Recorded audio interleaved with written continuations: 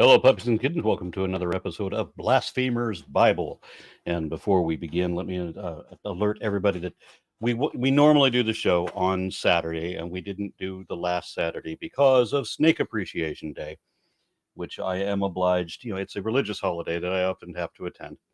And that's over. But this coming Saturday, I won't be able to do that one either because I'm driving to Houston, where on Sunday, won't be able to do the Book of Mormon show that I normally do because I'm going to be giving a presentation at the Houston Oasis, obviously in Houston, Texas, on the evolution of whales. So, yeah, so my weekend is booked for another conference. So sorry about that, but that's one of the reasons that we're doing these on the weekends or weekdays whenever possible. Thank you guys for being able to participate in all of that. So anybody have any opening comments?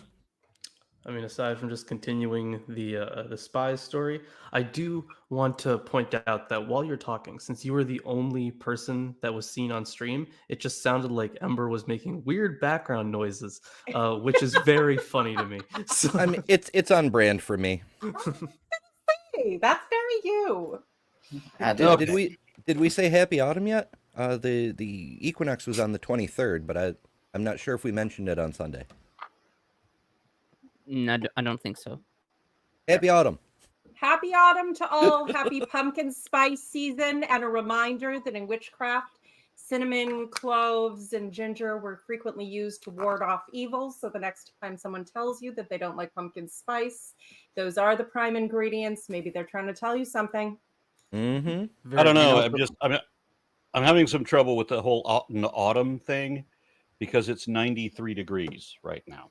Well, it's down a bit. The leaves in autumn turn a beautiful dark red, just like your finger. So you're in autumn. Oh, my finger is black. Damn. That's the symbol of the season of fall. That's the your blood of finger Christ fell right off. there. He has the black mark. They're coming. Keep him away from boats.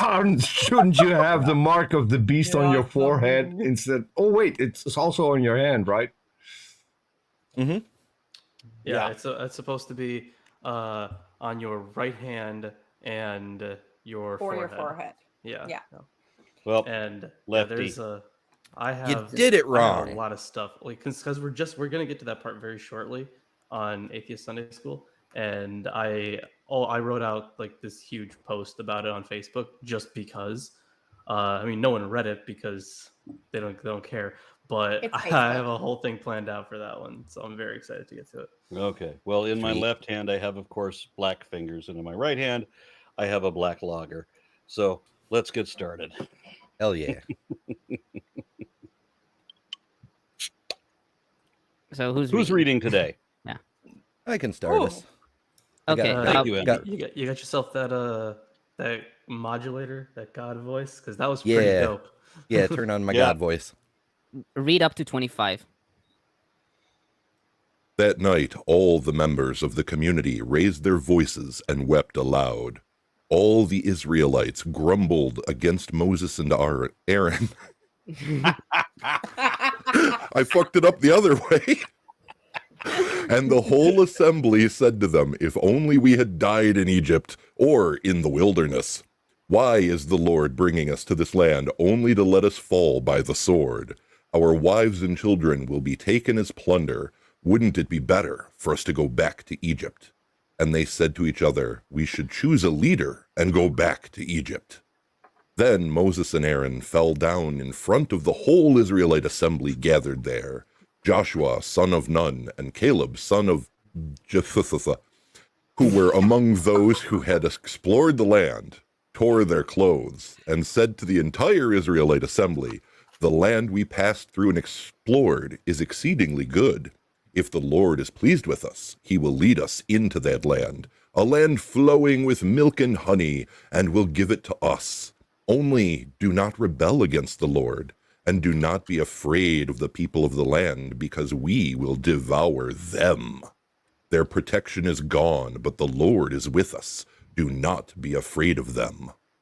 But the whole assembly talked about stoning them. Then the glory of the Lord appeared at the tent of meeting to all the Israelites. The Lord said to Moses, "How long will these people treat me with contempt? How long will they refuse to believe in me in spite of all the signs I have performed among them? I will strike them down with a plague and destroy them, but I will make you into a nation greater and stronger than they." Moses said to the Lord, "Then the Egyptians will hear about it. By your power you brought these people up from among them, and they will tell the inhabitants of this land about it. They have already heard that you, Lord, are here with these people, and that you, Lord, have seen face to face that your cloud stays over them, and that you go before them in a pillar of cloud by day and a pillar of fire by night. If you put all these people to death, leaving none alive, the nations who have heard this report about you will say, 'The Lord was not able to bring these people into the land he promised them on oath, so he slaughtered them in the wilderness.' Now, may the Lord's strength be displayed just as you have declared. The Lord is slow to anger, abounding in love, and forgiving sin and rebellion. Yet he does not leave the guilty unpunished. He punishes the children for the sin of the parents to the third and fourth generation. In accordance with your great love, forgive the sin of these people, just as you have pardoned them from the time they left Egypt until now." The Lord replied, "I have forgiven them, as you asked. Nevertheless, as surely as I live, and as surely as the glory of the Lord fills the whole earth, not one of those who saw my glory and the signs I performed in Egypt and in the wilderness, but who disobeyed me and tested me 10 times, not one of them will ever see the land I promised on oath to their ancestors.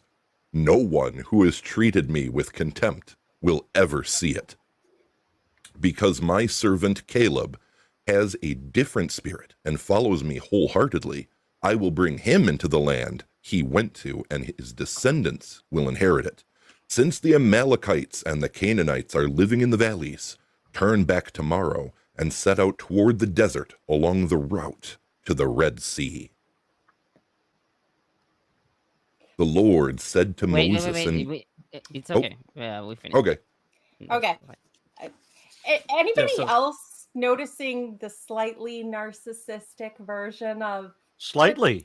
Yeah, slightly. If you kill all these people, you won't look good in front of your fans.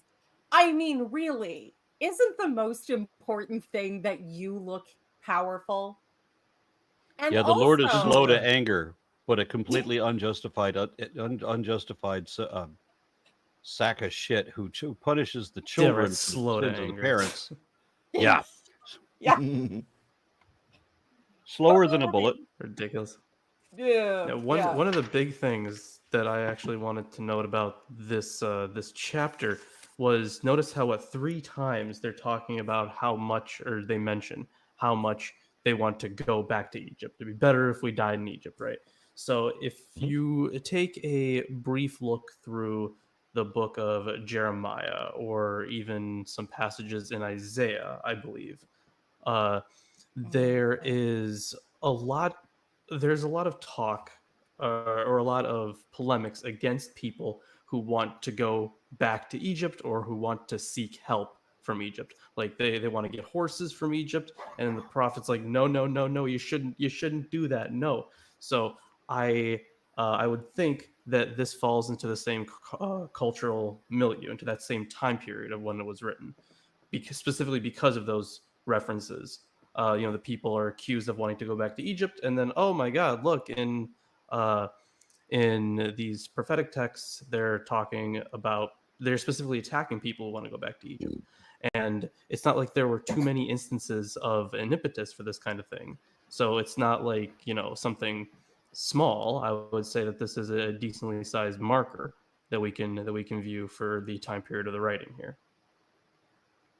Yeah, I've noticed that too. I don't know how many people remember this from their Bible story days, but prior to Nebuchadnezzar coming and wiping out Israel and Judah, obviously they could see the state of the political landscape such as it was, and see that they were kind of fucked, and they were not going to be beating this. And so there were various camps of thought about what they should do. Who should they reach out to for allies? Should they placate? Should they resist in conjunction with someone else?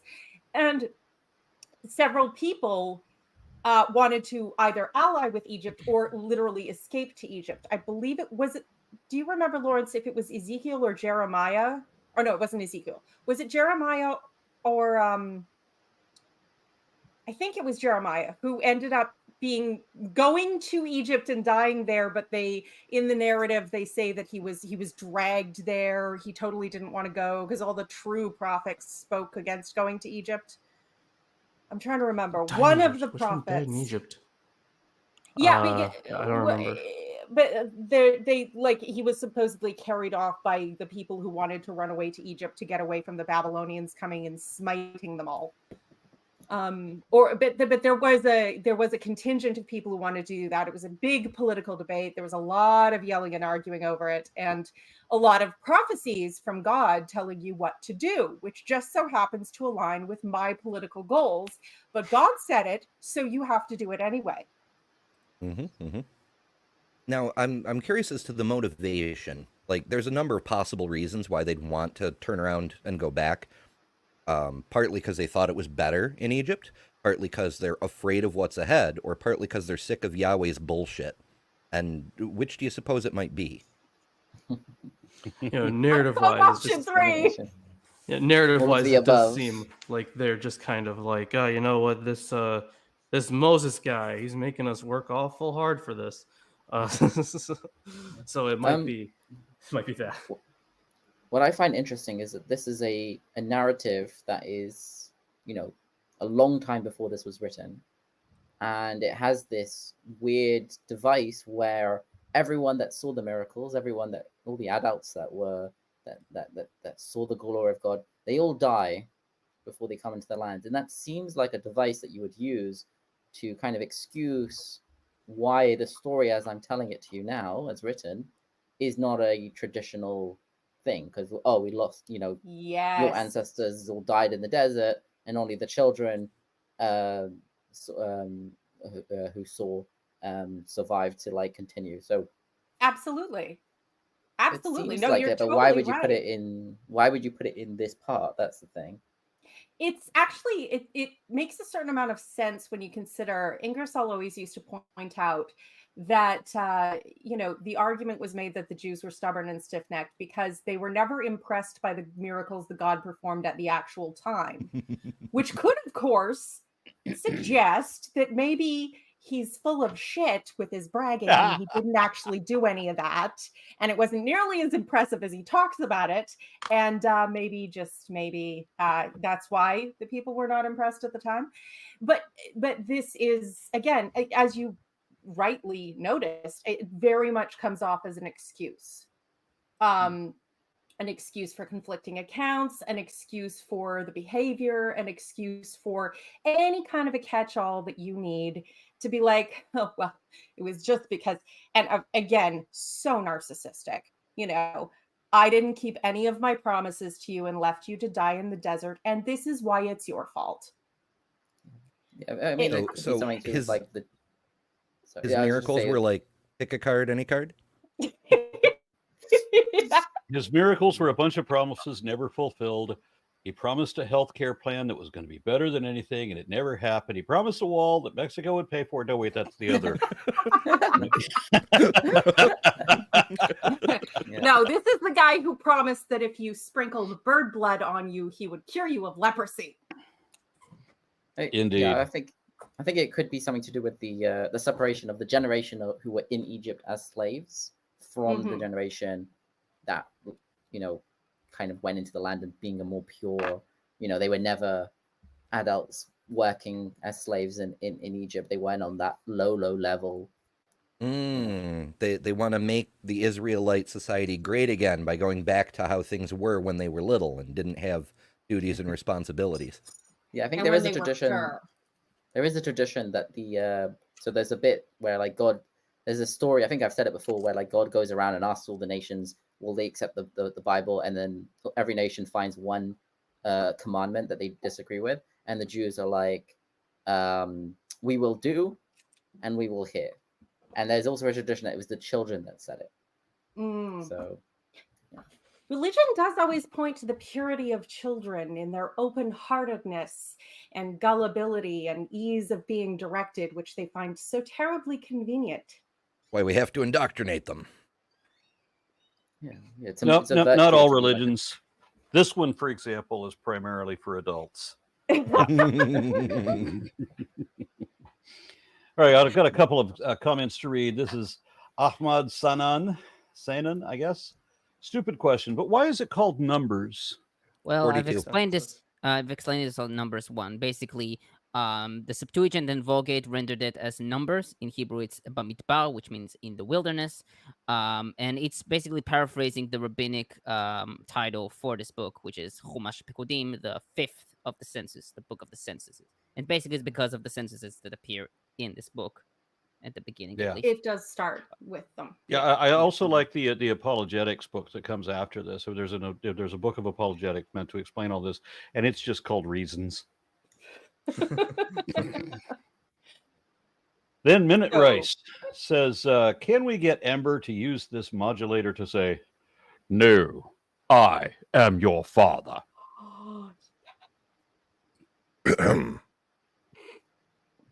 No, I am your father. Very good. Very good. Yeah. Love it. Yes. Yes. Outstanding. And then Eric Oh. Wander says in Deuteronomy 24:16, it says that, are we in Deuteronomy? Do you Nope. see No. the title of the chapter? Wait. No, I mean, it's But kind of anyway. relevant. It's relevant. I Okay. did open Deuteronomy accidentally. At the Deuteronomy 24:16, it says that the fathers shall not be put to death for the children, neither shall the children be put to death for the fathers. This is contradictory to this chapter. Let me explain. Mhm. Let me explain how apologists deal with contradictions. We just explain away the contradictions. It doesn't have, the Bible doesn't have any contradictions once you ignore all the contradictions. Elisa Childers told me that. Incredible. But Yeah. if you I read do it with the think- Holy Spirit. I do think this presents a model for the justification for the exile, because the exile took place under Josiah, and Josiah was supposed to be a good king. He was doing everything right. He took down the high places, right, so he wouldn't be liable to that sin that every other king was essentially guilty of. They're like either putting up high places, or they're not tearing the existing ones down, but Josiah did. And I think that this kind of they had to rationalize the exile anyways, because their entire worldview was it's very self-deprecating, honestly.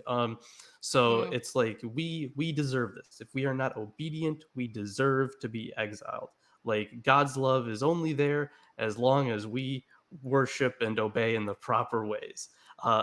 Is that abusive? Yes, but also I think that because of that, you have like a law like that, which is far more rational, the one in Deuteronomy, or but you also have to deal with the actual belief that the early Israelites had about that relationship between submission, or between like obedience and what God's going to give you.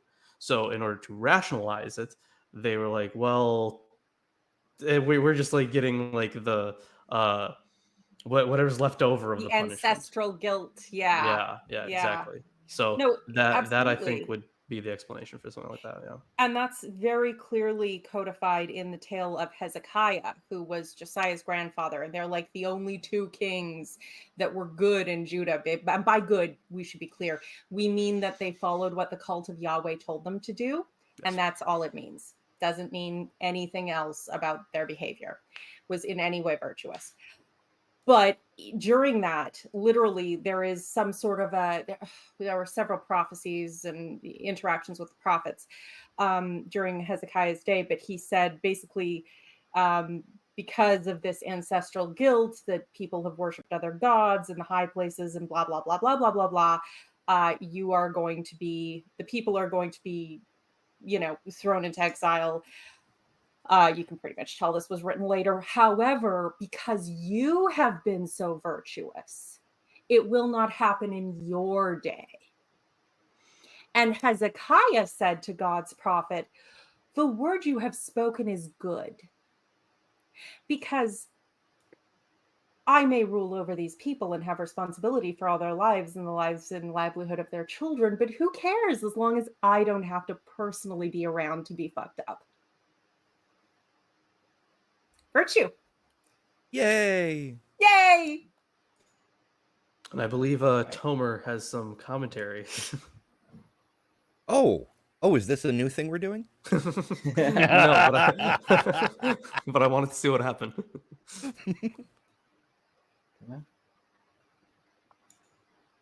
Apparently nothing.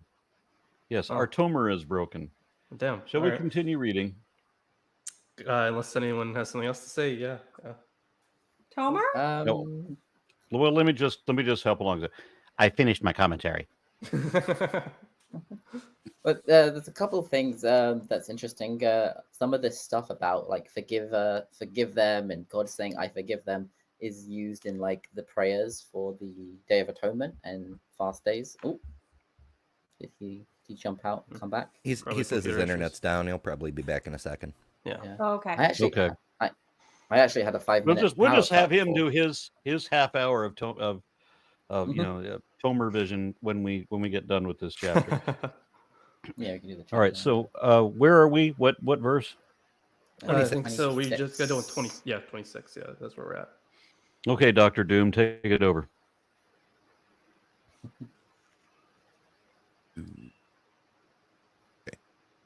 The Lord said to Moses and Aaron, how long will this wicked community grumble against me? I have heard the complaints of these grumbling Israelites. So tell them, as surely as I live, declares the Lord, I will do to you the very thing I heard you say. In this wilderness your bodies will fall, every one of you 20 years old or more who was counted in the census and who has grumbled against me. Not one of you will enter the land I swore with uplifted hands to make your home, except Caleb, son of Jephunneh. You hear me? Jephunneh. Hey, there you are. I can hear you. Why can't I hear you? Oh, Yeah, I'm on my have an phone, by automated the way. Tomer. Just a second. Gotcha. Yeah. Gotcha. Okay, that explains the mic. Tomer is broken. Yeah, Tomer, you might want to tone down your mic just a little bit. You're extremely loud. Well, I don't think it was. hear you. I didn't think it was an issue of loudness. But all right, and he's gone. And he's got. Glitch. Not that far. Continue, please. Okay. Not one of you will enter the land I swore with uplifted hands to make your home, except Caleb, son of Jephunneh, and Joshua, son of Nun. As for your children that you said would be taken as plunder, I will bring them in to enjoy the land. Okay, for some reason, I apologize if my quality of the mic is bad. For some reason, my internet is out. But Can you hear us? I'll try to solve this real quick. I'll probably connect from my laptop. And again, I Okay. sincerely apologize for this. I can't hear you. I don't know why I can't hear you. Just sit tight, please. Talk amongst yourselves. Okay. Quickly, before he comes back again. Keep reading. I will bring them in to enjoy the land you have rejected. But as for you, your bodies will fall in this wilderness. Your children will be shepherds here for 40 years, suffering for your unfaithfulness, until the last of your bodies lies in the wilderness. For 40 years, 1 year for each of the 40 days you explored the land, you will suffer for your sins and know what it is like to have me against you. Giggity.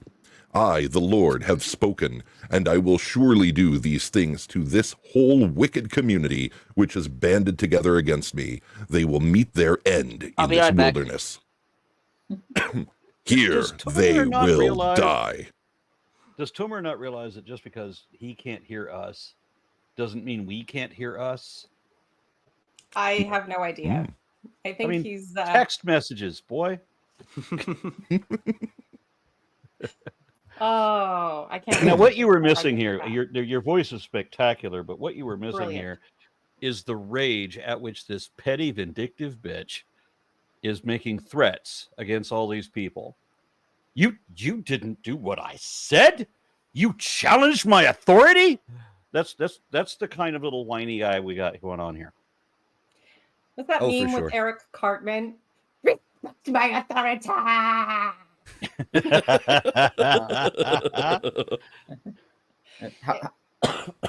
How far did you read, Ember? Did you read till 38? 36. 36. Yeah, I was trying to go for speed there before the next time the Holy Ghost appears. All right, so I'm going to pick up then. So the men Moses had sent to explore the land who returned and made the whole community grumble against him by spreading a bad report about it. So these men who were responsible for spreading the bad report about the land were struck down and died of a plague before the Lord. Of the men who went to explore the land, only Joshua, son of Nun, and Caleb, son of Jephunneh, survived. You see what I mean? When Moses, Oh boy, Tomer, my guy. Tomer mute. Wait. Tomer. Wait. Can you hear me? We can, right? But right Mhm. now it's We- unfortunate. We can hear Yeah. all of Barely, us. barely. Wait. Okay. Hang on a second. I'm on my laptop at the moment. That's why I don't Why have my logo. I'll tell you what. Hey, Tomer, don't start talking What? until you hear don't start talking until you hear a space where you should join in.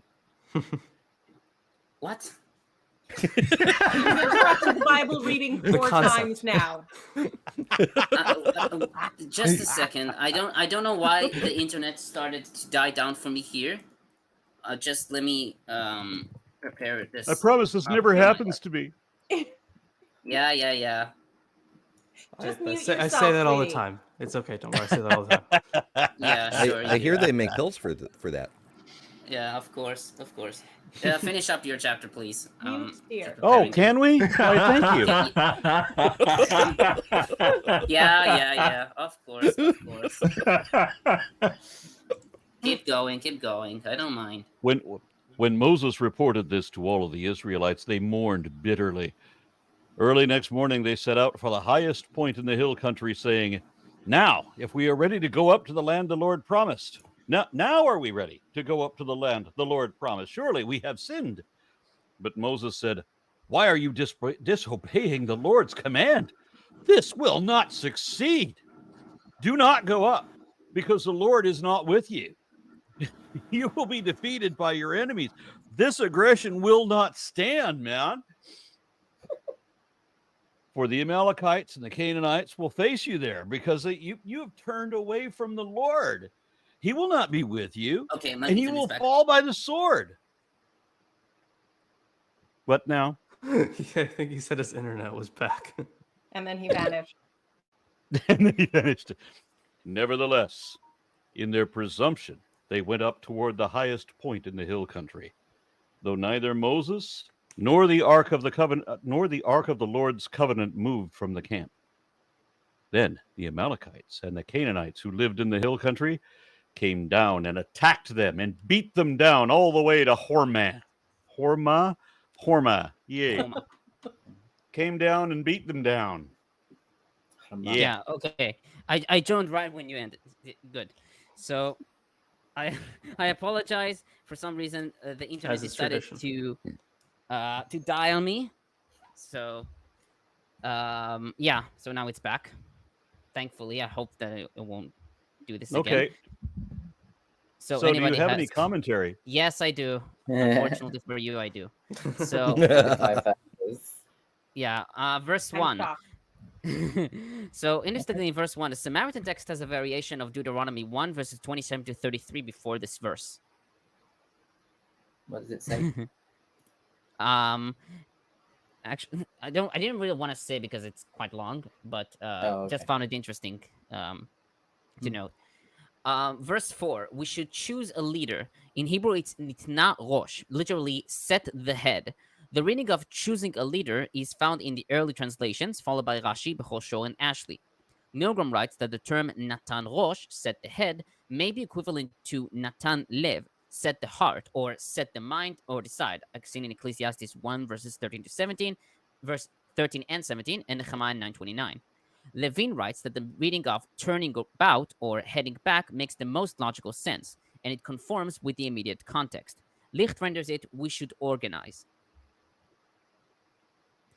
On verse 5, Levine comments, falling prostrate has has differing symbolic significance in varying contexts, but it invariably connotes submission. Here, both Moses and Aaron fell prostrate before the Israelite community upon receiving a discouraging report of the spies. In some instances, this act bespeaks grief. In Joshua 7:6, we read that Joshua and the elders, upon hearing of the Israelite defeat at Ai, tore their garments, fell to the ground, and threw dust over their heads. Never let it be said that the people of God are not dramatic. Yeah, these are all symbols of mourning. Real. Yes. Tearing Yeah, clothing, you're dead to me. dust or ashes on your head. Yeah. Yeah. Yeah. Wearing of sackcloth, rending of clothes, tearing of hair. Yeah. Old jazz. On verse 9, the we will devour you. So in Hebrew, it's ki lachmenuhem, which literally means for they are our bread or food, because lechem can mean either bread or food. The Cannibalism? Targums, nope, the Targums render it for they are delivered into our hands. The use of eating to mean conquering is found, for example, in Jeremiah 2:3, Psalms 14:4, and 79:7. It's basically a figurative way. Yeah, It's when they basically use, like, especially with swords, like the mouth of the sword. yeah. Drinks up I mean, blood like water. Mm. Yep. yeah, if you have like teams, a sports team that say, "Oh, we'll eat each other" or something like this, so you don't take it literally, right? Unless Do- you're Dutch. Sports Do- teams do don't say sports that they'll teams eat say each that? other. I don't know. I'm Not not. in English. Not unless Makes they're me- hitting on each other. It's I like don't know. the Barbie movie. I'm gonna That's beat brilliant. you off, man. No, I'm it's gonna better. I When beat I was you a kid, first. I'm when gonna I beat was a you for little dinner. kid, Isn't there that was a right? colloquial.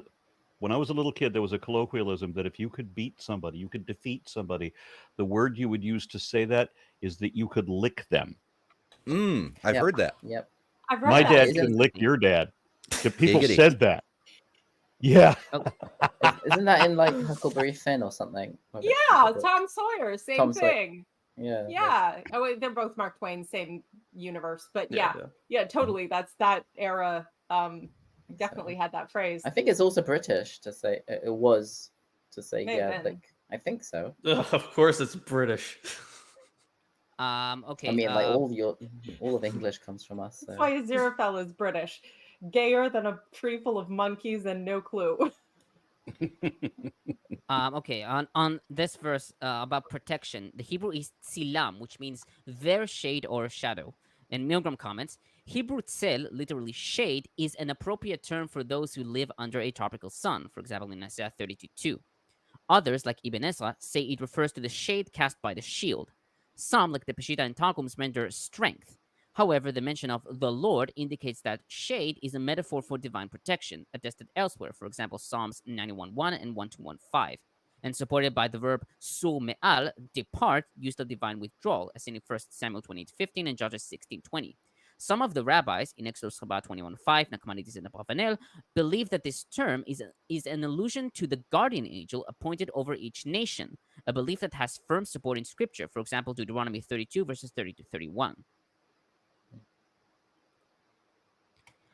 On verse 10, stoning them, Rashi, Ibn Ezra, and Licht wrote that they wanted to stone Joshua and Caleb.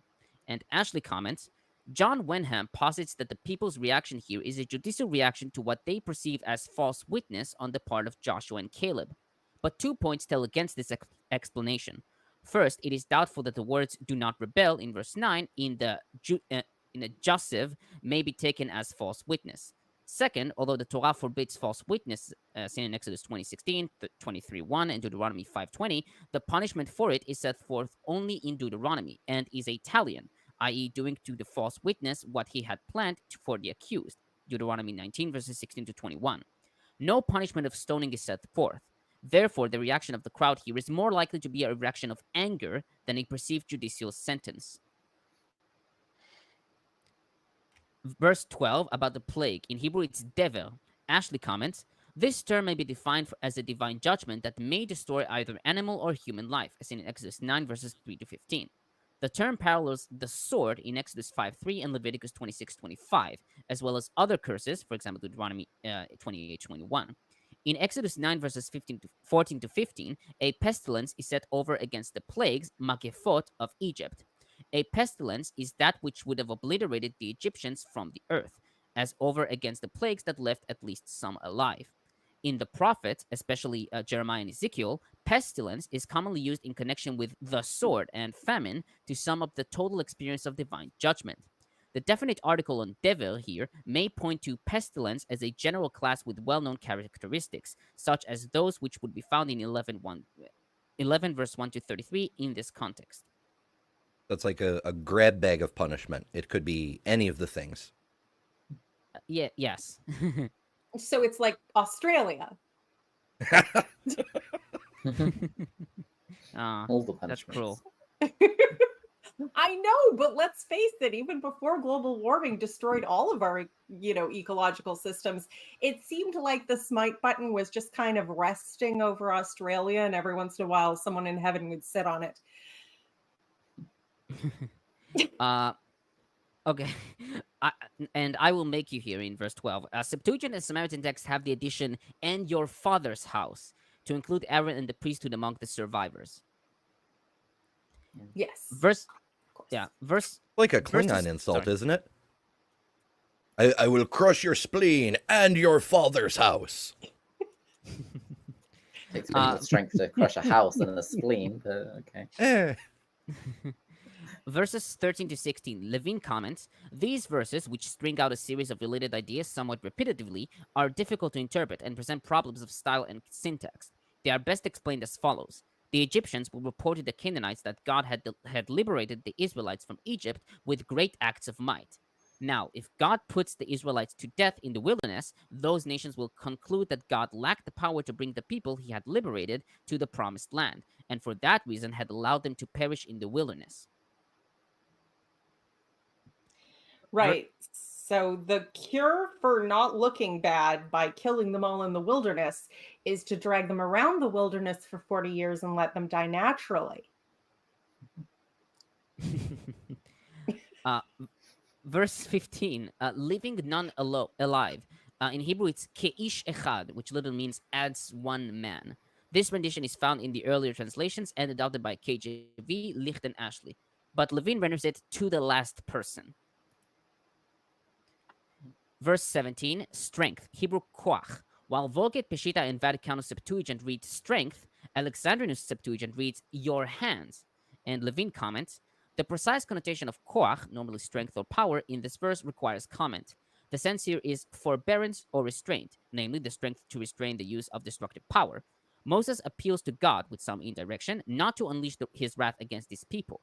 This nuance is expressed in Nahum 1:3, quote, Yahweh is long-tempered and of great forbearance, vegador koach, end quote. On this basis, Yigdal na koach Yehovah should mean, let the forbearance of Yahweh grow greater. It gives the vibe of someone in customer service with a very temperamental Karen, thanking them for their patience when they're not being patient at all, in the hopes that it will hint them towards patience. Your call is very important to us. Please wait 6,000 years for processing.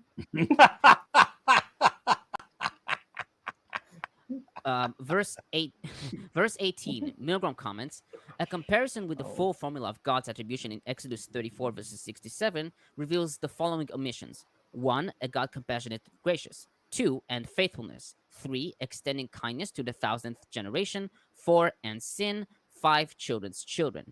Since the formula is curtailed even more drastically elsewhere, for example, Exodus 26 and Deuteronomy 5:10, etc., it stands to reason that only those portions are quoted that are applicable to the situation. The major omissions, 1, God compassionate, and 3, extending kindness, are due to the particular nature of Moses' plea. He did not ask for the cancellation of punishment, but only for its postponement, or for its execution as long as God would maintain his covenant with Israel. Emet, faithfulness, too, is actually supplied in a few manuscripts as well as by most of the versions, Septuagint, Samaritan text, and Targums. Others, like Bechor Shor, justify its omission on the grounds that emet, literally truth, focusing on God's justice, is inappropriate in a plea for mercy. And sin, 4, is also supplied in the above manuscripts and versions, but its omission can be rationalized on the grounds that chata'ah generally refers to inadvertent sin, for example, Leviticus 4:2, an inappropriate designation for Israel's open rebellion. The omission of 5, children's children, has no meaningful consequence. Verse 19, Levine comments, this verse contains 2 verbs that are basic to the notion of forgiveness in biblical religion. Salach, to forgive, and nasa, to lift or carry away, hence to remove the offense. The verb salach, functionally translated to forgive, probably means to wash or sprinkle, as we know from its cognates in Ugaritic and Akkadian. In an Ugaritic ritual, we find the formula salach nefesh, washing off the upper part of an animal. The notion of cleansing is extended to connote God's forgiveness. The verb salach is always said of God, who retains the exclusive prerogative of forgiveness for offenses against him, just as humans retain humans retain that prerogative for offenses against one another. These offenses cannot be ritually expiated. The verb nasa, when its object is a term meaning sin or transgression, projects the image of relieving or unburdening a person of offenses and of their consequent punishments. This is a very common image in biblical literature, for example, Isaiah 33:24 and Psalms 32:1. Also, the modern Hebrew word for sorry is slicha. Yes. So I don't know what the etymology of that is. How it got there, but I noticed a comment in the chat about the P versus the Elohist source, and when I was looking at this and chapter 13, which I missed, I told you guys I can't really show you properly, but I highlighted my entire Pentateuch by the original documentary hypothesis, which I realized it's not that simple, but it's easy enough to get 5 highlighter colors. Yeah, they're definitely. I don't know if you guys want to read the question first or not, or how you want to. Yeah, pop it up. All right, let me read the Yeah. question. All right, so DQ, which here in Texas that stands for Dairy Queen, Here too. says Tomer, Lawrence, assuming the documentary interpretation, got any priest versus elitist? Ellis? They're trying to say. Yeah, they're Elohist. trying to say priestly and Elohist. Yeah. Elohist, Elias, right? Yeah. Yes. Elohist? Okay. No, I'm Yes, thinking he Elohim. wrote Elias, but it's Elo. Yes, Should be yes. Elohist. Conflicting versions of these. Any P versus Elist insights or context related to numbers you can think of? I think I mentioned previously when it comes to P and JE, which is Yahwist and Elohist, according to Levine at least. I'm not sure. Yeah. The idea for J and E, right? This is according to Wellhausen's idea. J and E would have begun as separate documents, but they would have been combined very early on, and then kind of had their own thing going on where they circulated together until it kind of got lined up with P. But and that would be the priestly source. That's a general idea there. But there P is a very big distinction here between a priestly source and whether you want to call it just the Yahweh source or JE or whatever terminology you want to put on it, whatever date you want to place. It's very clear that there are at least 2 traditions going on because so in the section of the spies, right before they get to the place to right before they send out the spies, they are at Kadesh Barnea, but in another version, they are said to only enter into Kadesh Barnea in the 40th year, which is in Numbers 20. So it's very clear that there are 2 separate traditions. Yeah, I was going to say my highlighting here looks like a patchwork. Like 13 and Yeah, 14 it's gonna are get just- so much worse once we. And this is Oh, okay. yeah. So I think so for today, yeah, we'll read through probably Numbers 15. But because of this whole patchwork thing, we should save Numbers 16 because Numbers Yeah. 16 is the most incomprehensible pericope in all of biblical literature. It seems like nonsense and almost impossible to follow, and there is a good reason for it. Again, So many highlighter changes. right, yeah, Pink, blue, There's yellow, gonna be pink, a blue, lot of yellow, issues yellow, with- blue, pink. Yeah, with all of them. 16, that is gonna be a hell of a ride once we get to it.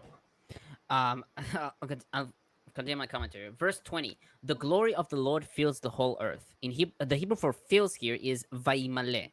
And Milgrom comments, Hebrew vayimale, that is, as God's power is worldwide, he has the power to fulfill his oath, according to Ehrlich. Or interpreting the vav as purposive, God will fulfill his oath so that the whole world will acknowledge his justice, as Ibn Ezra writes. Or so that the whole world, especially Egypt and Canaan, will see that God is not powerless, according to Bechol Shor. Or, reading Vayimale, the clause bears a parenthetical sense, while the whole world was filled by his presence during his oath. On verse 22, the 10 times. Some, like Ibn Ezra, Milgrom, and Licht, read it as an idiomatic expression, many times. The early translations read it plainly. Ashley notes that the Talmud Arachin 15b lists the 10 occasions of rebellion: at the Sea of Reeds, at Marah, in the wilderness of Tzin, twice at Kadesh, at Refidim, at Sinai, at Taberah, at Kibroth HaTa'ava, and the present situation. Verse 23, no one who has treated me with contempt will ever see it. Ashley comments, some scholars note that this phrase is redundant, hence pointing to the beginning of another document at verse 23b. The intervening material in verses 11b to 23a is then seen to be inserted into the flow of the narrative between the first occurrence of to spurn, ni'et, in verse 11, and the second occurrence here. An alternative is to read the text holistically and to assume that the clause is intended to round off the first section of punishment running from verse 11 to verse 23. This section began by mentioning those who spurn Yahweh and ends here with a clause to explain that spurning Yahweh is to be identified with seeing his glory and his signs in Egypt and the wilderness, and yet not listening to his voice. This reading would mean that the conjunction and ve has an explicit or epixegetical sense here, meaning that is, or namely. And finally, in verse 25, Levine comments, questions remain about the precise meaning of verse 25 in context, and we must backtrack in order to explain it correctly. Here, we'll read that Canaanites and Amalekites inhabited the valley, quote unquote. According to Numbers 13:29, the spies reported that the Negev was inhabited by Amalekites, with Canaanites living along the coast. But aside from this inconsistency, it would make little sense to locate Amalekites and Canaanites in the valley, as it's stated here. Which valley was intended? Verse 45 has the Amalekites and Canaanites living in the hill country, quote unquote, and the preceding verses 40 to 44, repeatedly refer to the difficulties of direct penetration into Judah through the hill country. Yes, Levine used this word. You can laugh. Yeah, I think there's an opinion that says that they occupied the valleys. Doesn't necessarily mean that's where they live. It could just mean that they have forces there. So if you go that way, they will attack you. Mm-hmm. Verse 30, I swore with uplifted hand. The Hebrew Bible reads, raised my hand. Milgrom comments, Hebrew nasayan, raised the hand, that is heavenward, as Ibn Ezra notes, calling God to witness. It is the same gesticulation as raising the hands in prayer, for example, Psalms 25:2 and 63:5. But it also symbolizes the direct address to God. Exodus 6:8 provides the backdrop against which to see the ironic turn that this oath has taken. There, God swears that he will bring the generation of the Exodus to the land. Here, he swears he will bring not the parents, but the children to the land. Compare Psalms 106:26. The shepherds in verse 33. Ashley comments, Some English versions, for example RV and REB, have followed an ancient Jewish tradition, probably based on 32:13, and read the text as wanderers, compare Targums Jonathan and Vulgate. Although the Masoretic text supported by the Septuagint is probably correct, it is very likely that the aspect of shepherding in the author's mind was its wandering, nomadic lifestyle, so that the ancient interpretation of the text was on the right track. Suffering for your unfaithfulness. In Hebrew, it's v'nas'u et znuteichem. The term znuteichem, from the root zainun hey, to whore, is often used as a metaphor for idolatry, as seen in Exodus 34 verses 16 to 17, or from defecting God's commandments, 15:39. Licht writes that znut is a general term for an ugly act. Targums render your sins or dissoluteness, and Sa'ada Gaon renders your mistakes and your rebelliousness. Verses 36 to 38, according to Licht, these verses are a clause to prevent mistaking that the generation died from the decree stated in verses 29 to 35. The spies who caused the disaster are the ones being punished, except for Caleb and Joshua. Targums Pseudo-Jonathan on verse 37 reads, and I really like this, even those men who had brought forth the evil of the report of the land died on the 7th day of the month of Elul, with worms coming from their navels and with worms devouring their tongues, and were buried Dang. in death from before the Lord. Well, that just sounds like a normal Saturday night. Could Yeah. worms Maybe coming for from their Jehovah. navels? Yes. Yeah. Rashi says they have sinned with their tongue, therefore their tongue grew long, extending right down to their navels, and worms came from their tongue and entered their navels. Just Oh, like I the just new- remember the nursery school rhyme: the worms go in, the worms go out, in your stomach and out your mouth. That's awesome. I'm The shit very they glad teach I've really kids. known that. My final comment is on verse 44 about the nevertheless. The Hebrew here is vaya'apilu, which is a hapax, and the exact meaning here is uncertain. Targum Onkelos renders committed the wickedness, and Targum Pseudo-Jonathan armed themselves in the dark before the morning. Sadekaon, they plotted. Ibn Ezra, they went up the hill. Ashley suggested reading the letter Ain as Gain. Thus, based on the Arabic gafala, he translates they heedlessly ascended. Alter actually translates it as strove. So in 44 there, and they strove to go up to the mountaintop. Yeah, I think there It is says a. that. I'm gonna just go gonna get a finish the other thing. celebratory beer. We've been on this show for over an hour, and I just saw that the news broke maybe 2 hours ago while I was preparing for this and couldn't catch up. I just now found out that Trump has been convicted of fraud. So, Awesome! yeah. Yay! It's so relevant as well. Oh. Yeah. Does anyone Yeah, I else was gonna say- feel- Sorry. I just quick on what Tom had just said. The ayin in Hebrew is similar to the Arabic. ra sound in Arabic. For example, Gaza, the English name Gaza comes from the Arabic Gaza, and that's in Hebrew it's Aza with an ah sound. They're both gutturals, but one is more. One is And just I think like, that's where and the other one is ra with like And a I sort think of that- G guttural. And I think that's also where Gamora comes from. Amora in Hebrew. Oh, is and it with an maybe ayin as well? Gamora as well. Yeah, Amora is in Possibly. ayin. That makes sense. Yeah. Sounds right. It's hard to tell, but I just listening to this. I know we're talking about the scholarship and we're talking about the commentaries and the source material, but every couple of minutes, I just think it's like listening to someone who's in an abusive relationship, and you're like, just leave him, just leave, just go, just exit stage left, run away.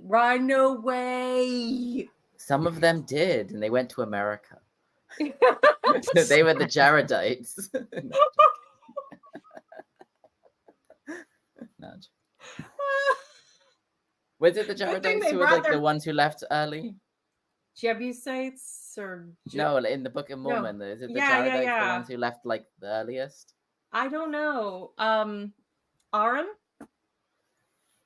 What saith Say the that Book again? of Mormon? In the Book of Mormon, is it the Jaredites who are like the ancient? Do you think I know? I can barely tell which ones are the Lamanites and which ones are laminated. I can't follow that story. If you saw stuff, it doesn't matter.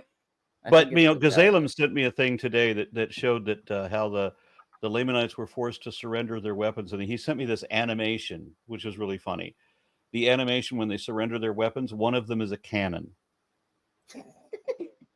It's some guy holding the cannon and then he drops it. They had cavalry, despite the fact that horses were not on the continent at the time. So who got? No, they had. Yeah, They had better. They had better. Yeah, they had 5-legged tapirs. Mhm. Of course. Who could hold a second cannon? You can't beat that. They didn't have They played Civ 6. topiary. Just go to the These Space nuts Blazers. All right, so I'm going to read another comment. This one from Trevorn Wright. It says, in Numbers 18, it says that the Lord is slow to anger, abounding in love and forgiving of sin and rebellion, but yet still punishes them instead. Doesn't it suggest that the Lord changes his mind a lot? Consistently, yes. Yeah. He doesn't seem That's to what think happens when about- you're slow to anger, but every time you get mad, it's a Hulk situation. And Yes. he wants to kill them, but Moses is able to make him think of something he didn't think about. It's like, oh, did you not think about people might think you look bad? And God's like, yeah, I didn't think about that. Mhm. It's funny how the all-knowing, omniscient God doesn't see any of this coming. Promises that he's going to do all these things for his Good people, thing that but in the doesn't ancient know world, what people they're. didn't really view. Right. The people who wrote this obviously didn't. Sorry, see did I God cut as out there being for a second? omnipotent. No, he You didn't. did No. for a little bit. Let me Oh. just play devil's advocate for a moment and just pretend that you can't see me. But Tomer, it wasn't people who wrote this. You need to quit your scholarship and go get a tech degree and It learn wasn't that this was. It wasn't me who was directing it. It was to Lawrence. Yeah, I it's to already me, I already do the science degree, Yeah. so I have no problem with that. And I So- already hold that the love of God, I can do better. I can do better just on my own. Jesus Christ. Yeah, no, Yeah. sorry. I'm not sure how much of that you caught because my thing kind of lagged out. But, yeah, what was I even saying? What was I even talking about? Jeez, Yeah, totally. P-Town came in, even though he's not here, he still derailed the conversation. All of his witch powers and stuff. Yeah, he's really messing with us. So if he doesn't show up again next time, then we may be looking for another believing Christian on the panel. We'd like to have one All if, right, as long as they will allow I'll us try to make find one who's progress. rational. Ooh, Yeah, it would be nice to find Peter one that can is find rational. Joseph Nola. I interviewed him. He's a Jesuit priest, so he would actually have a little bit of knowledge and not be committed to I still can't find him, stupidity. Lilith, I still can't damn find him. it. I have been looking for him. And by the way, Arn, didn't we He's just a have a We rapture? need to do a summoning. I'm just saying because we just had a Yeah, rapture. I mean, and I tweeted about this. I mean, I was completely surprised that I got raptured, but then the angels realized their mistake and dropped me off at the reptile convention. somehow I just remembered what I was saying. P-Town is still missing. I don't know. There you go. Oh, there you But go. I just remembered what I was saying before, right? So, like in the ancient world, they did not, of course, believe all those things about God, that He was, all knowing and all powerful, and like this kind of being like that, this omniscient kind of God, or this very, very omni God, right? They didn't believe in that at all. And texts like this, and like the stuff that Isaac was mentioning about the intercession of Moses, and then go back to Abraham. Like, yeah, that's indicative of him not being a kind of omni god. No, not at all. Yeah. He's very much a king in a petty, feudal, absolutist monarchy, but just out of the dirt kind of a way. A very primitive, vengeful monarch. The type for whom they have absolute power. They can have you impaled on a spike outside the camp if you piss them off. But for whom might makes right. That is what this God is modeled after. It's that very primitive, very, very violent and cruel, who you flatter constantly. in order that he Mhm. may think well of you and not have you put on a spike outside the camp, because he is just the most virtuous king. You have Most pleased me generous. today. I will not Most- execute you today. Yeah. Yeah, his Yeah. throne room's a fucking tent. He's Greg Locke of the desert. It's fantastic. Yeah. As to P-Town, I did see him last night. My friend Doc Dino does a creationist dunking on stream, and P-Town popped in for a little while, to say his usual, you atheists don't understand anything. But so he's still around. He's just not here. Okay. Well, That's unfortunate. I think look, I'm not a Christian anymore, but I still think Christianity can do better. So I also think he can do better, especially because I'm pretty sure he's a Poe. Because do you guys remember that time when he said Jesus was anti-Semitic? Because I remember that. I do remember But that. Yes. I've seen Christians be like that. So Well, I've seen there's- Christians there's- be there's- anti-Semitic, yeah, but Mhm. I remember Jesus, there was a guy that was the Jew.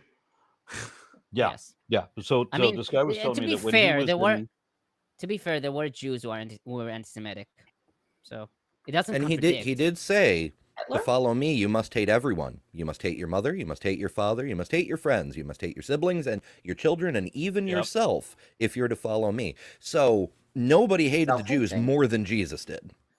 Yeah, so But this he- guy told me a he's an funny equal story of his opportunity. army That's days. a very roundabout the point of that whole verse, but still. This guy told me the story about how he's at a table, two other guys, one of them's Christian, one of them's a Jew, and the Christian says something about, you're a Jew. I mean, how do you feel about being a Jew? Because he's just disgusted that the guy is a Jew, and he says, well, we one of the most important people in all of history is a Jew, right? Jesus was a Jew. And so that's one of the most. I mean, that's what it was. He was accusing them of killing Jesus, Right. but the Jews' response was, "Hey, Jesus was Jewish, and one of the most important people in all of history, was Jewish." And when the Christian heard this, he heard the guy saying that Jesus was Jewish. He thought that was a racial slur, and of course, Jesus was not Jewish in this guy's because I guess Jews were some other group of people that were I don't know. But he leapt over the table to attack the guy for saying that Jesus was Jewish. well, And then other people grab him and have to explain the painfully obvious, because they're talking to a guy who has not read the Bible that he worships. I mean, we all know Jesus was actually a cat. no, Oh. no. He was, and this is known because it was given by a vision from an ancient being to a hippie. He was, in fact, the descendant of the way he was is immaculately conceived by Egyptian superhumans via, telepathic psychic onking. And Jews are, of course, aliens, and this is spirit science. And if you, I Aliens. Yeah. I don't recommend watching Spirit Science because it's too nauseating. I recommend watching the Why Do People Laugh at Spirit Science series Whoops. by Mortimer81, because you have rational commentary and faith palming interspersed amongst all the stupidity. But yes, the space Jews were a thing. Did you say? Did you say telepathic honking? Onking, onk, the Egyptian Oh, like- onk. Oh, Although telepathic honking would be amazing. I like onk onk like. No. The religious Egyptian symbol Yeah. symbolizes the magical spiritual energy that they spiritually shared in Okay, I order didn't know to it was a verb. inseminate with the divine being because reasons. What? That's where the cross comes from, right? Yes, obviously. Mhm. And also the guy from Spirit Science was really, really fucking high. So, space Jews. Well, to be fair, there is a theological difference, or like a historical difference between like the type of Judaism that was around in the time of Jesus and Jews now who are all more or less rabbinic Judaism, which is descended from the Pharisees. And I think most people would say that Jesus was a Pharisee himself, even though he criticizes them in some of the Gospels. Yeah, But but those we were don't know written if he- after, and at that Right. point, the Pharisees were wouldn't- the only remaining group Um, ideologically with any power. So, I mean, I'm he would have sorry. had more Yeah. quarrel with the Sadducees. Yeah. I'm sorry that I'm reality. interjecting. I'm going to read Numbers 15. Yeah, that's a good idea. Yes. Yeah. Yes, mother. Sorry for keeping you on the right track, Aaron. All right. Is it between me and Ember who's going to be reading? Rock, paper, scissors, lizard, Spock. I think Amber should read because Aaron read the last section. Okay. Read up to Okay. 21. 21. Okay.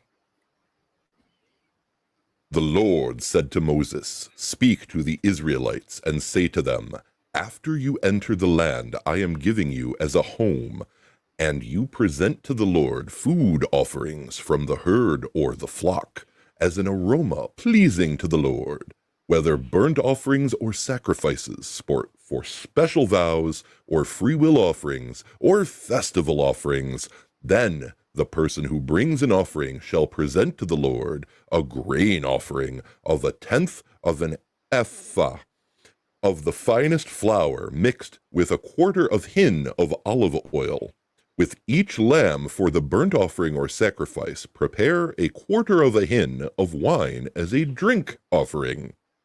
With a ram, prepare a grain offering of 2/10 of an ephah of the finest flour mixed with 1/3 of hin of olive oil, and 1/3 of a hin of wine as a drink offering. Offer it as an aroma pleasing to the Lord. Now, just a minute. You want me to give 2/10 of an ephah? I don't give an ephah. And 1/3 of hin. It's a pretty small measurement. Especially not of wine. Mm-hmm. Is bommy. Sorry, continue. When you prepare a young bull as a burnt offering or sacrifice for a special vow or a fellowship offering to the Lord, bring with the bull a grain offering of 3/10 of an ephah of the finest flour mixed with 1/2 a hin of olive oil. Also bring 1/2 a hin of wine as a drink offering. This will be a food offering, an aroma pleasing to the Lord. Also, a side of fries would be nice. Each bull or ram. Can I get malt vinegar on mine? What vegetable did they use for fries back then? Right? Turnip? The Jerusalem artichoke, which is neither from Jerusalem nor an Yes. artichoke. But That's what I wanted it to would say. work. Each bull or ram, each lamb or young goat is to be prepared in this manner. Do for this each one for as many as you prepare. Everyone who is native born must do these things in this way when they present a food offering as an aroma pleasing to the Lord. For the generations to come, whenever a foreigner or anyone else living among you presents a food offering as an aroma pleasing to the Lord, they must do exactly as you do. The community is to have the same rules for you and for the foreigner residing among you. This is a lasting ordinance for the generations to come. You and the foreigner shall be the same before the Lord. The same laws and regulations will apply both to you and to the foreigner residing among you. The Lord Is that just said, with regard to paying off the priests in barbecue, or is it with regard to anything else? details. The Lord said to Moses, Barbecue. Well, that's one menu, but in multiple languages. it is an aroma pleasing, isn't it? Hey, would you take your wages in barbecue? Speak to the Israelites and say to them, when you enter the land to which I am taking you, and you eat the food of the land, present a portion as an offering to the Lord. Present a loaf from the first of your ground meal, and present it as an offering from the threshing floor. Throughout the generations to come, you are to give this offering to the Lord from the first of your ground meal. Okay. Yeah, there's so the first thing to note about this this entire chapter, really, or a good chunk of it, It's very obviously a later edition. Yes. The link between this and not just the stuff that preceded it with the spy story, but the stuff after it as well with Korah's rebellion. Why is this here? So Well, there I have been have it a in lot of orange for the ideas as to redactor why. voice. Yeah. I have a comment by Milgrom who Oh, yeah, sure, offers yeah. so he writes, "Why was this chapter placed here? The reason suggested by I was gonna say like Oh, okay. Lawrence? No, do you want? Oh, sorry, my computer's kind of lagging a bit, What, but you too? I did want to note that there have been there's been a lot of speculation on it, but the one link is in verse 2 where they're coming into the land. So this is there are a few explanations for why this exists at all, right? So this is very much a even from the passage that we just read, like free will offering or like a festival offering. Like this is one more that's like less about the laws and more about kind of like, well, when you sacrifice on your off days kind of thing. The and of course again about coming into this new land. This could be based on a tradition in Ezekiel 45, I believe. Yeah, maybe that Ezekiel's scheme represents the tradition of the priests in Babylon in late exilic times, immediately prior to the first return of exiles. As G.B. Gray points out, there are some reasons for thinking that Numbers 15, 1 through 16 is a later adaptation of this, or adaptation of this, sorry. The weakness of Kunan's attempt to link verses 1 through 16 with Leviticus 2 is that verses 1 through 16 are not concerned with independent cereal offerings, as is Leviticus 2, but with cereal offerings that are demanded as an accompaniment to animal offerings. If verses 1 through 16 are linked rather with Ezekiel 46, we see in them a major extension of the scales of offering from the public offerings of the prince to the private offerings of the people. So that was one of the ideas, of course, that was linked with Leviticus 2, but it's probably more likely linked with just being an expansion of Ezekiel 46. Yeah. Well, And this, like, I have it as the redactor voice, and which is very little highlighted even in the original documentary hypothesis. But yeah, this is very often a later edition. And honestly, I have to say, I think it would make more sense when they actually go into the land. If you wanted to insert a bunch of bullshit about when you go into the land, like, yeah, it doesn't make sense. It doesn't make sense. I have a comment by Milgrom about this. He also hypothesizes, why was this chapter placed here? The reason suggested by the medieval commentators is most plausible. After the generation of the Exodus is told that it must die in the wilderness in 1432, it is given some laws that will take effect in the promised land when you enter the land in verse 2 and compare verse 18. Thus, the members of that generation are assured that their children will inherit the land.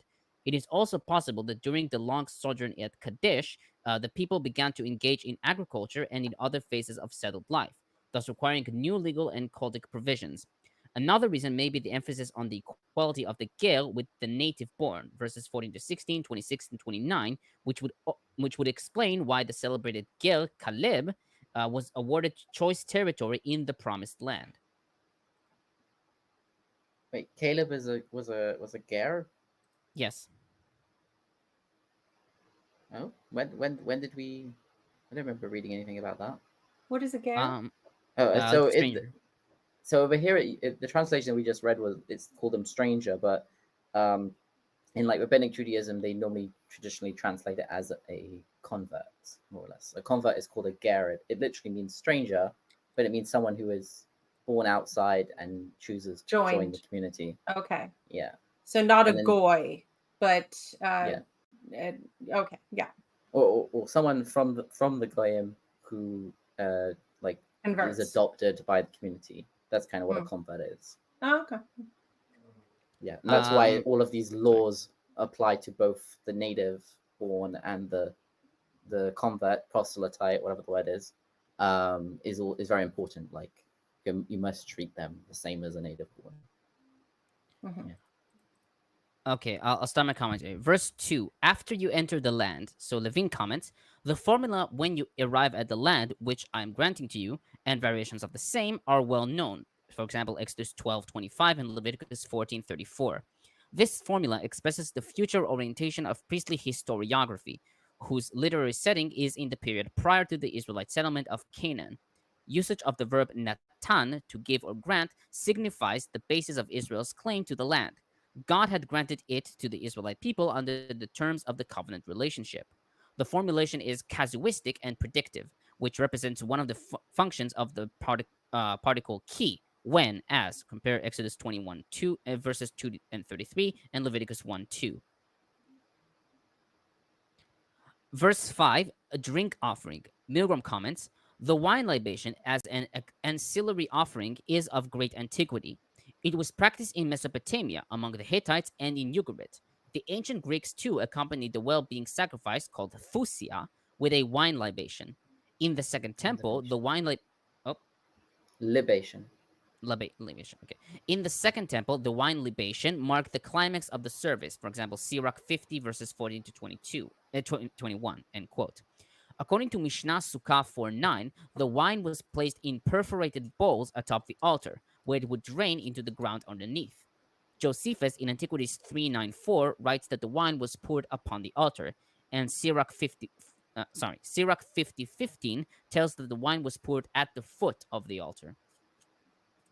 That was a pretty standard practice for divine sacrifices all over. There was always pouring a libation. I mean, all the way to Rome, and pour a libation for Caesar to his muses, and it's very much pour one out for, you know, Hephaestus or Dionysus or whoever. Okay. Verse 14. Levine comments. Okay, I was many... wrong. Libation. Sorry, I was wrong. I corrected you. It's not libation. It's libation. It's libation. Yeah. Yeah, English sorry. is very hard. It's a weird language. Yes, it is. Yeah, nobody caught yet the last show we did when Tomer says calumny, and I forgot what calumni, something like that. Calumny? Isn't it? Yeah, calumny? There was calamity or calumny. No, I think it was calumny. Yeah. Yeah, it's not a common word. Yeah, I was listening. Yeah, go ahead. Okay, verse 14. Levine comments, many priestly laws include special provisions for foreigners. For example, Exodus 12:48, Leviticus 19:33, and Numbers 9:14. Biblical law tended increasingly to make legal practice uniform for all residents, both Israelites and others, especially when the quality of collective existence might be affected. There were two sides of to the coin. There was, first of all, the principle of equity. Foreigners should be protected from abuse prompted by xenophobia. For example, Exodus 22:20, 23:9, Leviticus 19 verses 33 to 34. But for his part, the ger, or stranger, was expected to respect the laws of the country, especially those of the dominant religion, as we see here. This was particularly relevant in biblical Israel, where the new monotheism was different in kind from other contemporary religions. True enough, I suppose. Yeah, I think that's how it developed. It would have been kind of coerced at the beginning. And then the laws were applied to the idea of proselytes later. Verse 19, the food of the land. So in Hebrew, it's lechem haaretz, which could also be read as the bread of the land. And Levine comments, the term lechem haaretz is unique. In Psalms 104:14, we find lehotzi lechem min haaretz, to bring forth bread from the earth, which endures as the theme of the blessing recited before partaking of bread to this day. Yeah. It seems that lechem haaretz is synonymous with avu haaretz, the harvest of the land, in Joshua 5:11.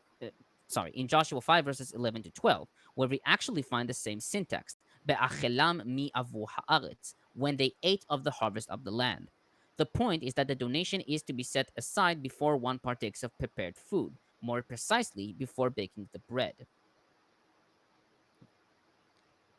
Verse 20. Is that a thing with something like the Karaites say the blessing of bread before they bake it rather than before they eat it, or something like that? I don't know. I'm not familiar with it. I feel like I've heard something like that. Verse 20. A loaf from the first of your ground meal. The Hebrew is Reshit Arisotechem. Reshit Arisotechem Chala.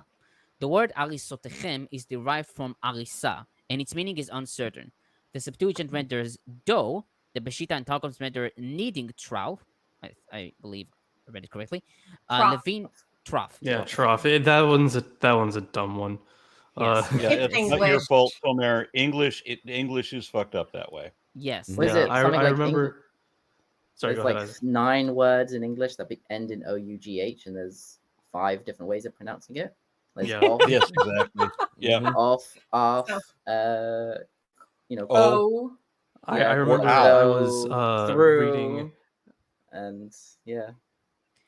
Okay. I was reading something by Sorry. someone from the UK, and I read the word. I read it as Sorry. drought, but then I was like, Yeah. "Oh, that's right. It's read as draft." I forgot that that's how they do it in the UK. Yes, the word draft is spelt the same as drought in English. Yeah, this is the same country that has Worcestershire pronounced as Worcester. Worcestershire. Worcester sauce. Worcestershire. Worcester is the city, and Worcestershire is the Worcestershire. is the So county. sure is how you pronounce Shire. Yeah. What would normally be called Shire. Well, Yeah, in some parts. And now have yes. Isaac spell As a- Leicester. I'm going to live with the Hobbit. Leicester. I think we are diverging from the subject, Leicester. and I didn't finish my commentary. So Everybody drink. yeah. Yeah, Okay. you gotta let When you're finished, Tomer I got finish. He some- gets cranky. Yeah, when you finish, I got a couple of things. Yeah, okay.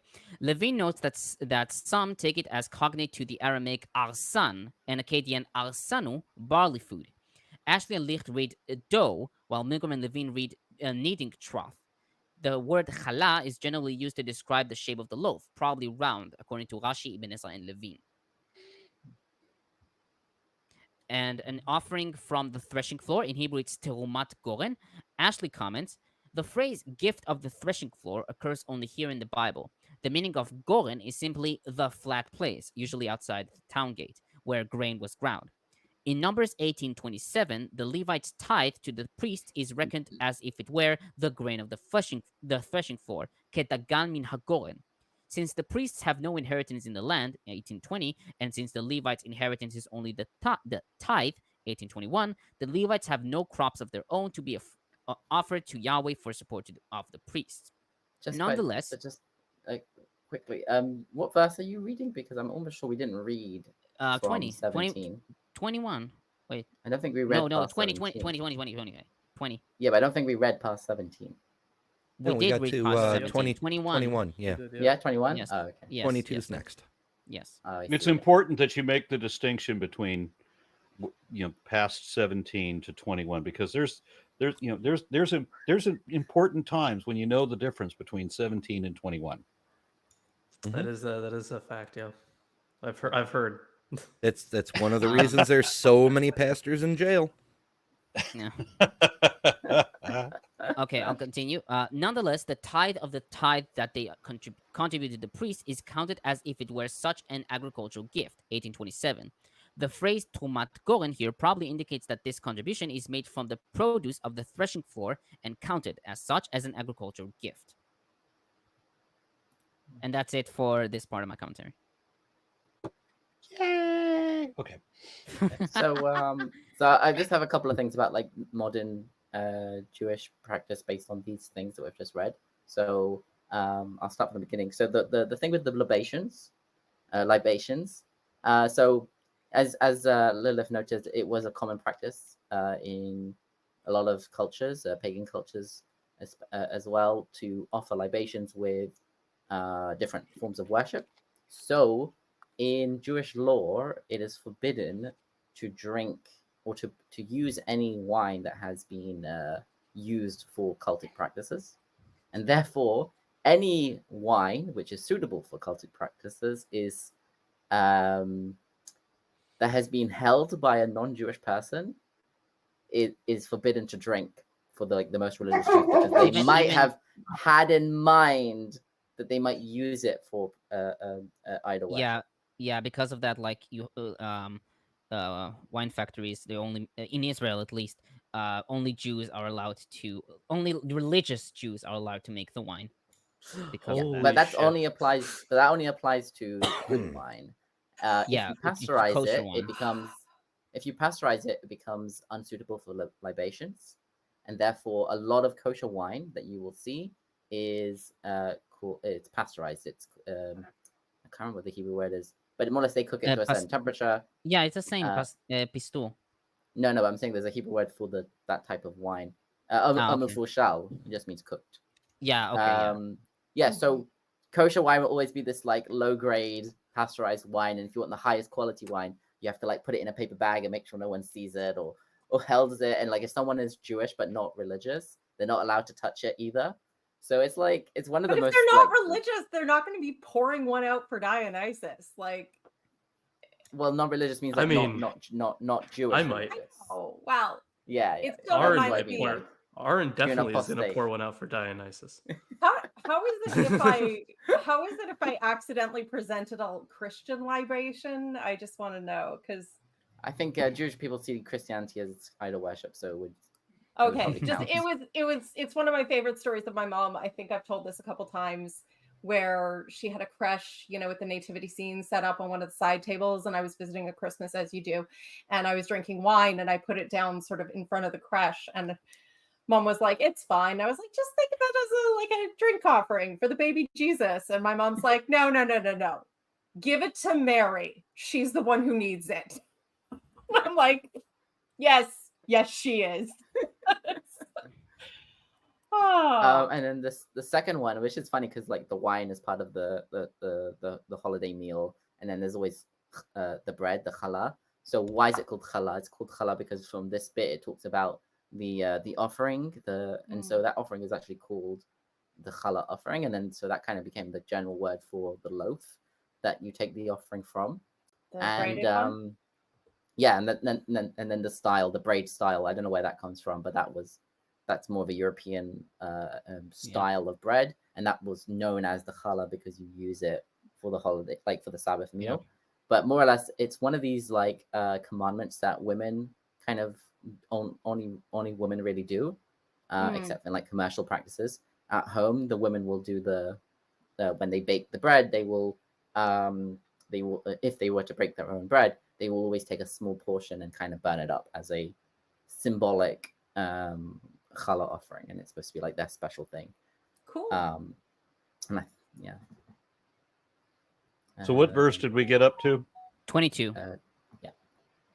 Okay. And are you finished with your commentary? Yes, I did.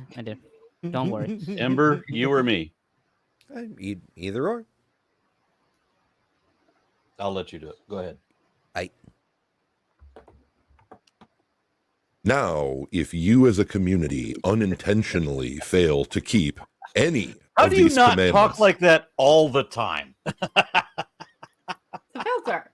I don't awesome. understand what you mean. It would make you popular with the ladies. I mean, The dude. first They love a catfish.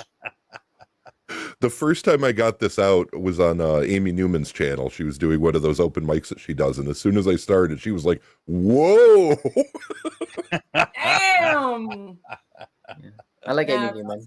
I was on her channel as well once. She's Yeah, wonderful. Go ahead, please. All right. Now, if you as a community unintentionally fail to keep any of these commandments the Lord gave Moses, any of the Lord's commands to you through him, from the day the Lord gave them and continuing through the generations to come, and if this is done unintentionally without the community being aware of it, then the whole community is to offer a young bull for a burnt offering as an aroma pleasing to the Lord, along with its prescribed grain offering and drink offering, and a male goat for a sin offering. The priest is to make atonement for the whole Israelite community, and they will be forgiven, for it was not intentional, and they have presented to the Lord for their wrong a food offering and a sin offering. The whole Israelite community and the foreigners residing among them will be forgiven, because all the people were involved in the unintentional wrong. But if just one person sins unintentionally, that person must bring a year-old female goat for a sin offering. The priest is to make atonement before the Lord for the one who erred by sinning unintentionally, and when atonement has been made, that person will be forgiven. 1. And the same law applies to everyone who sins unintentionally, whether native-born Israelite or a foreigner residing among you. But anyone who sins defiantly, whether native-born or foreigner, blasphemes the Lord, and must be cut off from the people of Israel, because they have despised the Lord's word and broken his commands. They must surely be cut off. Their guilt remains on them. While the Israelites were in the wilderness, a man was found gathering wood on the Sabbath day. Those who found him gathering wood brought him to Moses and Aaron, and the whole assembly, and they kept him in custody because it was not clear what should be done with him. Then the Lord said to Moses, "That man must die. The whole assembly must stone him outside the camp." So the assembly took him outside the camp and stoned him to death, as the Lord commanded Moses. The Lord said to Moses, "Speak to the Israelites and say to them, throughout the generations to come, you are to make tassels on the corners of your garments with a blue cord on each tassel. You will have these tassels to look at, and so you will remember all the commands of the Lord, and you may obey them and not prostitute yourselves by chasing after the lusts of your own hearts and eyes. Then you will remember to obey all my commands and will be consecrated to your God. I am the Lord your God, who brought you out of Egypt to be your God. I am the Lord your God." Undecided. Brought to you by Lord your God. So yeah, there's quite a bit of stuff. So Yeah. most of the stuff that we've read through now shares far more similarities with Leviticus 4, and it's been debated, right? Because we arrive at a little bit of a difficulty whether or not the author here is the same author, or whether or not he knew, because it seems like it's like actually the ones in Leviticus 4 are an expansion on the laws that we see here. However, if I can find the right note here, yeah. So Martin Noth, let's see here. Yeah, Martin Noth argues that the purpose of this section is to expand Leviticus 4, especially with regard to the sacrifices to be offered. Thus, verse 24 goes beyond Leviticus 4 in laying down that the congregation must offer more than a purification offering. He lists a few others as well, but then we're left with, let's see here. Snaith suggests that whereas Leviticus 4 deals with purification offerings in general, Numbers 15 is concerned with inadvertence relating to the specific offering mentioned in 17 through 21. There is no indication in verses 22 through 31 that it should be understood so narrowly, and the approaches of Noth and Sturdy seem preferable. But then again, yeah, we are left with the difficulty of placing this text. There were probably some provisions in the procedures of the pre-exilic temple, but it is hard to say what they involved. It is easier to see why the author of Numbers placed this expansion of Leviticus 4 at this particular point. So if we, man, it's hard to say, right? Because it does share some similarities to these other laws. So we are left with a difficult position in deciding the chronology.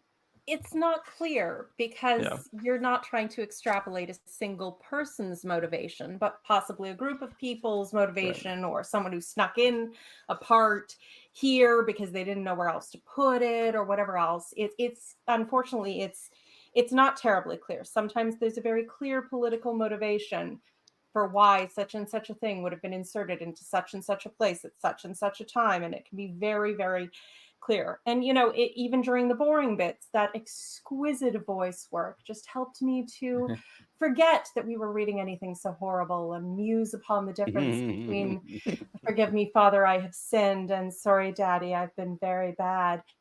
And then we had to get to the communal murder. It's always more fun when you murder together. Well, you know, it's always more fun when you murder someone who, you know, is committed the heinous crime of picking up sticks because the desert is cold at night. Yeah, fucking asshole. Well, Yeah. you realize when you pick up multiple sticks, you end up with a bundle of sticks. And remember what Leviticus had to say about faggotry. Faggotry.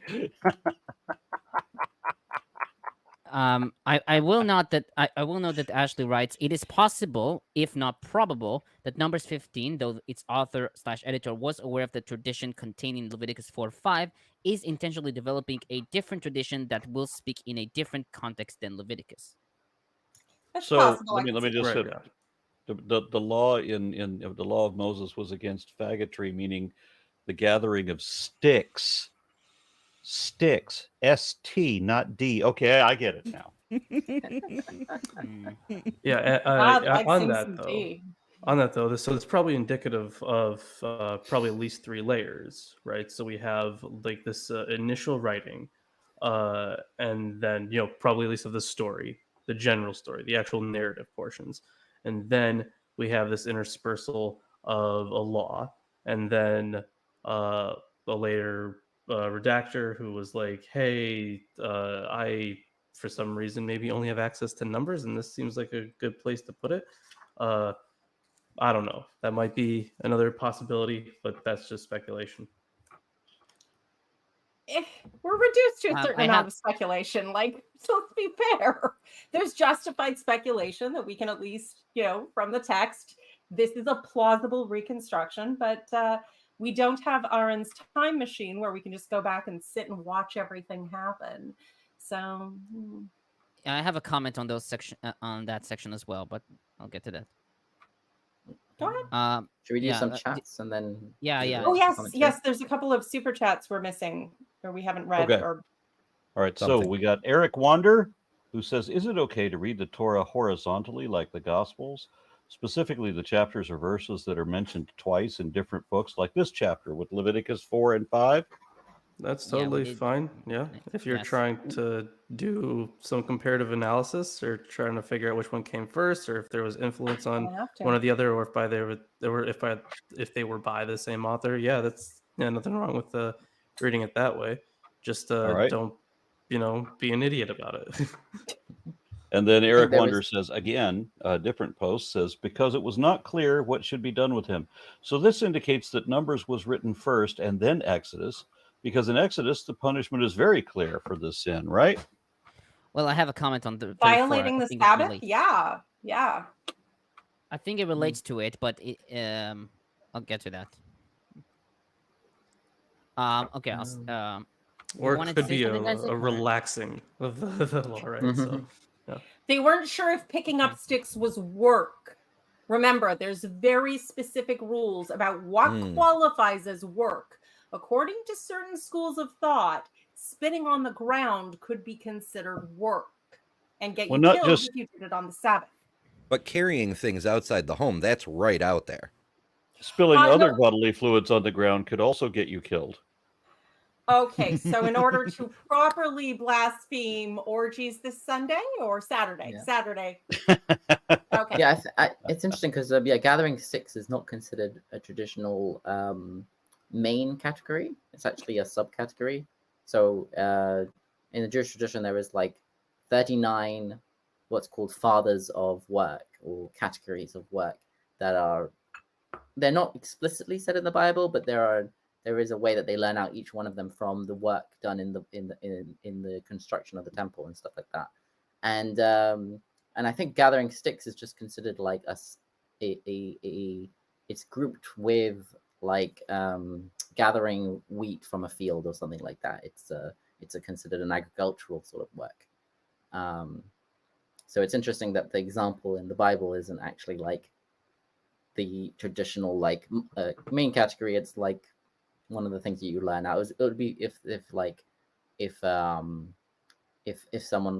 crime was something like writing in the sand or something like that, because that's not considered a main type of sin. It's work. It's considered like a subtype of writing. It's not real writing. It's I don't know. I mean, it's possible to get away with it, plead off without actually getting, No, I'm getting confused with two different things. There's the gathering the sticks would be like the same sin, but it is you learn it out from the main category, and writing in the sand is what's called a like it's an extra step. It's like a rabbinical thing saying don't do this as well because it's too similar to the biblical work. And there's so much writing things in the sand. Does it matter how you do that? What you like writing things in the snow? Sandals. That's exactly what I was thinking. Yeah, totally. I mean, like for example, my dad was against us making jigsaw puzzles or playing with Lego because he considered it as like too similar to building. And it was like, it's okay if you have to destroy it before the Sabbath finishes. And then it was okay. So we could make a puzzle and then break it, but you couldn't make something on the Sabbath that would last. That wouldn't be, if it's temporary, then it's fine. So lots of hard distinction between work and play. Play is what a body is not obligated to do and frequently pays for the privilege of doing. Okay, I'll start my commentary. Verse 23. From the day the Lord gave them. Rashbam and Sforno, followed by Milgrom, Licht, and Ashley, understood this to mean from the first commandment given at Mount Sinai.